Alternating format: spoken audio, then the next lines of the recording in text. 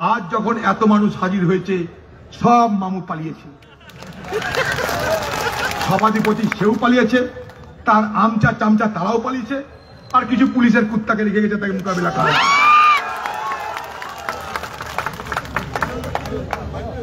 আচ্ছা, একটা ডেপুটেশন দিতে এসছি আমরা, তাই তাও জানিয়ে বলে কয়ে সম্মতি নিয়ে মতামত নিয়ে আলোচনা করে সেখান থেকে পালাচ্ছে।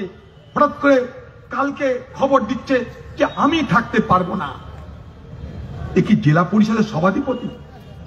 তাই আজকে তাদের হিম্মত হচ্ছে না আমাদের ডেপুটেশন গ্রহণ করা। যারা আমাদের ওখানে গেছে তারা বারবার করে ওখানে বলছে আমাদের ডেপুটেশন গ্রহণ করা হোক, ডেপুটেশন গ্রহণ করা হোক। সব অফিসার পালিয়েছে, সব অফিসার পালিয়েছে। তাহলে কি দাঁড়াচ্ছে জানেন?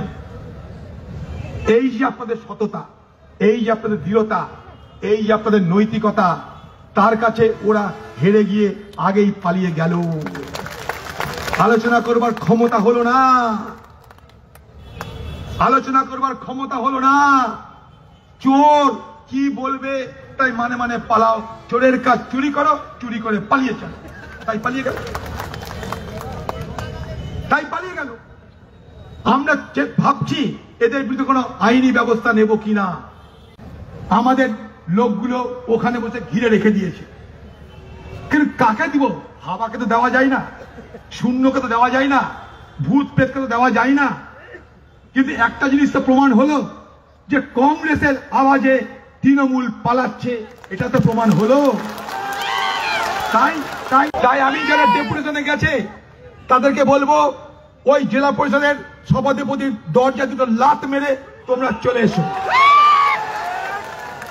দেখে না ওদেরকে, ওই দরজা দুটো লাত মেরে থুতু ফেলে চলে আয়। তোরা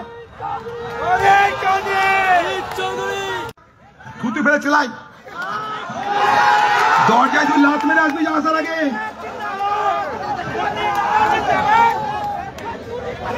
সব সারা পালিয়েছে।